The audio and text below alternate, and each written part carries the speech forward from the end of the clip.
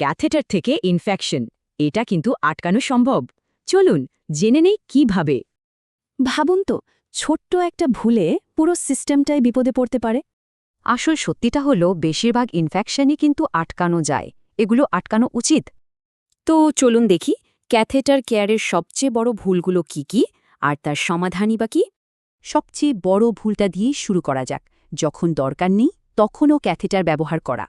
যত দিন ক্যাথেটার তত ইনফেকশনের রিস্ক, তাই সেরা উপায় হলো এটা এড়িয়ে চলা। আরেকটা বড় ভুল, ক্যাথেটার ধরার সময় ঠিকমতো হাত পরিষ্কার না করা। এর সমাধান কিন্তু খুবই সোজা, WHOর 5 মোমেন্টস অফ হ্যান্ড হাইজিন মেনে চলা। মাঝপথে ক্যাথেটারের ক্লোজড সিস্টেম খুলে ফেলা, এটা ব্যাকটেরিয়ার জন্য দরজা খুলে দেওয়ার মতো। সিস্টেমটা পুরোপুরি বন্ধ রাখতে হবে। স্যাম্পল নেওয়ার জন্য সঠিক পোর্ট ব্যবহার করা জরুরি। ড্রেনেজ ব্যাগটা কোথায় রাখছেন, এখানেও কিন্তু একটা বড় ভুল হয়ে যেতে পারে। ব্যাগটা সবসময় ব্ল্যাডারের নিচে থাকবে আর মাটি থেকে উপরে। ব্যাস, সিম্পল।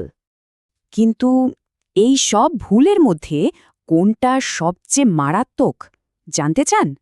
সেটা হলো ভুলে যাওয়া ক্যাথেটার, মানে প্রয়োজনের পরেও ক্যাথেটার রেখে দেওয়া।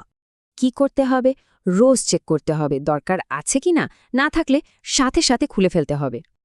আর ভবিষ্যতে আসছে আরও নতুন প্রযুক্তি, যেমন অ্যান্টিমাইক্রোবিয়াল ক্যাথেটার আর AI।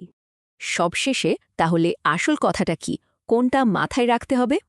এই একটা নিয়ম মনে রাখলেই হবে, দরকার হলেই লাগান আর যত তাড়াতাড়ি সম্ভব খুলে ফেলুন।